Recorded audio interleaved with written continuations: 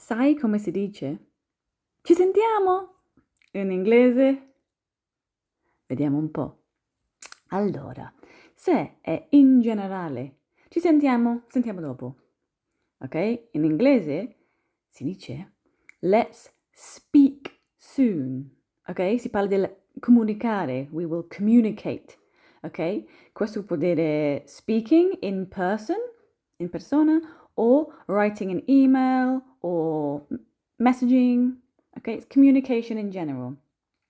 Or let's keep in touch.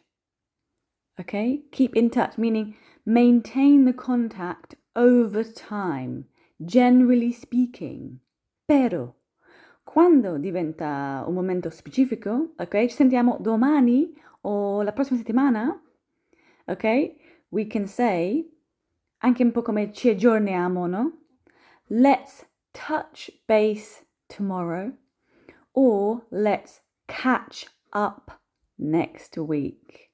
Ok, quindi 4 modi, 4 ways of saying it, but tutti utili e comuni e usati, ok? Poi vediamo come si usa sentire in inglese, perché in italiano sentire, senti, senti, senti, senti. In English, perché ci sono 5 sensi, no? Che dobbiamo usare. In inglese ci sono 5 verbi per esprimere queste cose, anche che esistono in italiano.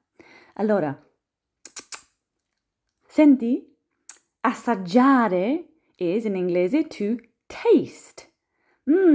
Taste the pizza, it's good.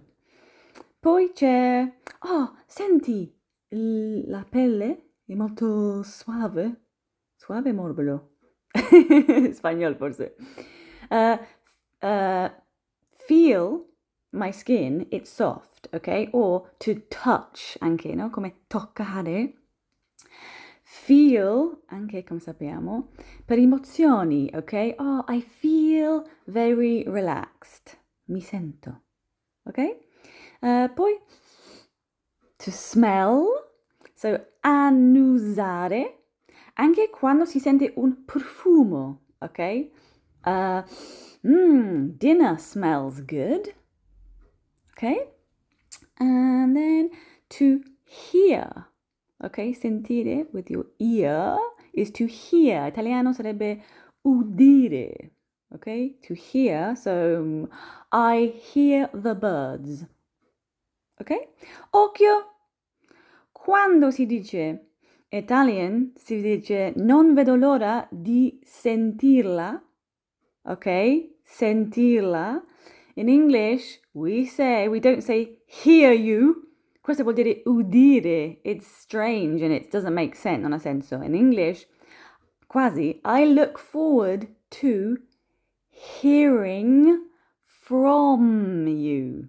Okay? From is reference to the communication from you, non di udirti.